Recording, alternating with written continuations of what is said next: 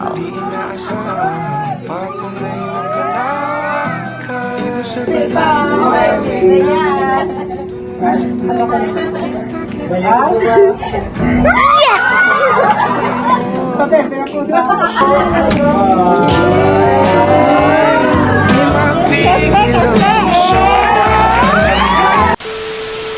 Yo, what's up mga kapal? For today's video, ari kita subong sa headquarters barbershop, no? Kag nakita nyo man guro mga kapal nga ginakortihan tang kilay ni Madam Bertod, no? Parehos ang pagkorte tas ang iyang kabuhi. Alatoy! Na-notice nyo man mga kapal, kita nyo nga basa ang iyang buhok. Tungod kay nagsakit ng ulo yung mga kapal. Siyempre birthday ya, nagpapati-bati nga nagasakit ang iyang ulo. So nadali-dali makamikigina naglagan di sa may parlor. Kagin pakote man naman dali-dali ang iyang ulo. Grabe, subong nilaganan, magsakit ulo ba? Parlor na, hindi na hospital. Pwede man lang tanay ka bakal, bulong nga ba, yesek, kitag-utso lang. Pero yan nga, bulong sa buhok. 1,000. Ambot kung anong gasakit, ang ulo o ang buhok. Pawan sakit ulo ma. Kag samtang kapulong-ulong sa sang iyang buhok mga kapal para magbugna ang ulo ya. Sarap. Naglago-laga ko dito na sa mera binsa na. Kaya may kinatarget ko din nga sinising no para ihatag sa iya sa Saturday. Sana Sa Saturday ay held ang iyang birthday. At this point mga kapal, samtang nagapili-pili ako kag napangita sa design. May nakita na kung saan design niya para gid sa iya mga kapal. So ang himuon to sa buong mga kapal, takson tang iya nga pagplangga sa aton. Ay, malinoy!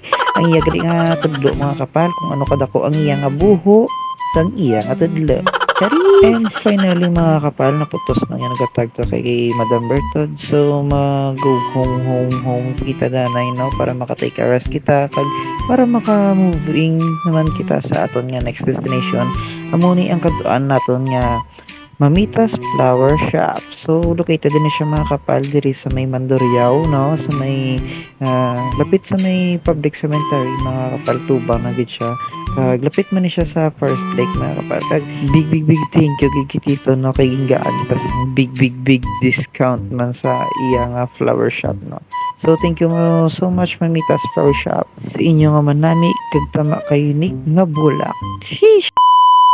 And at this point mga kapal, this is Saturday ng adlaw no. So this is the day nga ihatag ko na siya ang singsing. Sugin-sugo ko di sa mga kapal nga ibutang to na yung ice ref kay para magkaduto sa likod.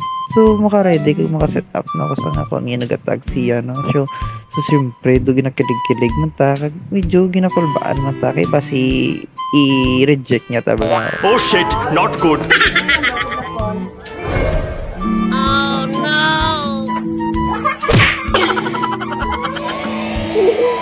Uy, sana all! tila merong pahiwatig. Ako'y nananapin, di naman napilitan, kusa na lang naramdaman. Wow! Di inaasahan, papunay ng kalawakan sa